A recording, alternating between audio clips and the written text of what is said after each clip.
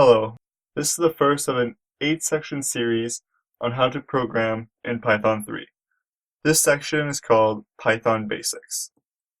In this section, we're going to look at setting up a basic programming environment, how to create variables in Python, an introduction to the basic types and data structures, and how to use some arithmetic operators. In this video, we're going to take a look at setting up a programming environment.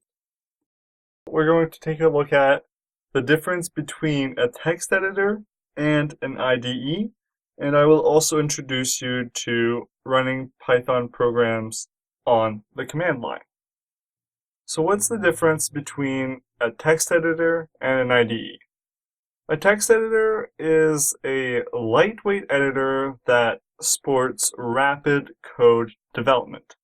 It's easy to extend because there are a lot of plugins you can get for additional features you may require.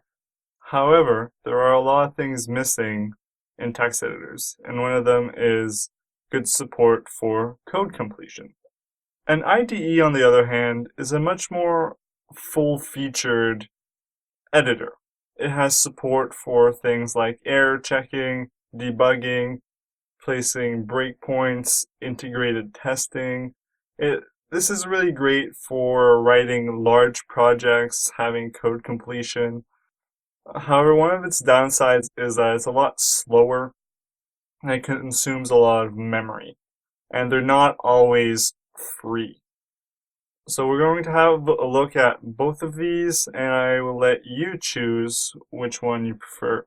But in this series, we will be working with a text editor. The first one I would like to show you is called Atom. It is a text editor developed by the same people who made GitHub. It's an open source editor, which they claim is a hackable editor, meaning you can change any part of the editor you want. It has a lot of nice features, especially when it comes to multiple packages and themes. It has a really nice look and feel. If you want to get it, go to atom.io.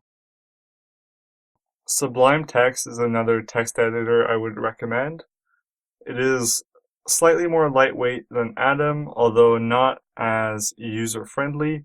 It has great support for features such as multiple cursors, searching, as a ton of plugins as well.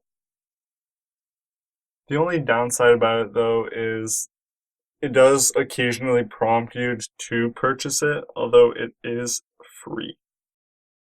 This next one is Komodo IDE. I've never used it myself, but the reviews are very good. They claim to have support for code intelligence, graphical debugging, and other various tools. So you can try it out for 21 days, but after that, unfortunately, you'll have to buy it. The last IDE I would like to show you guys is called pycharm. I have tried this IDE in the past, and it is absolutely amazing. It has great support for things like code completion and suggestions. It was created by JetBrains, which creates a variety of similar IDEs. One of its great features, I would say, is the ability to put breakpoints in your code in order to speed up the debugging process. So if you want to give it a try, hit the downloads button. It will be free for 30 days, and then they will ask you to purchase it. Now that you have installed and found a text editor or an IDE of your liking, we are ready to begin writing Python programs. For this video series, I will be using the text editor Atom. So now you can open up your text editor and start writing some code. We are going to write a very simple program. Follow along and type print hello world. Now we can save this file I'm going to save it in section 1, 1.2, and you can give it any name you like. Just make sure it ends in the .py extension. .py is for Python files. And once you save, you can see that there is now syntax highlighting for this short script.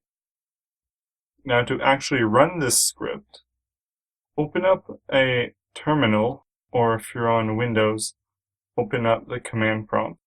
And now navigate the location where your script is. For me, that would be on my Google Drive, under Pack, under section 1, video 1.2. Now if we look in this directory, there is a file called 1.2.py, which is the file we've just written. And now to launch this Python program, type python 3.4 1.2.py. Or if you're on Windows, type python 34, because that's what we named our Python interpreter.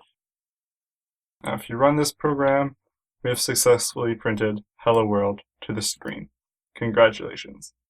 In this video, I explained what the difference was between an IDE and a text editor. I also showed you how to run a simple Python program from the command line. In the next video, we're going to be introducing the concept of variables, so stay tuned.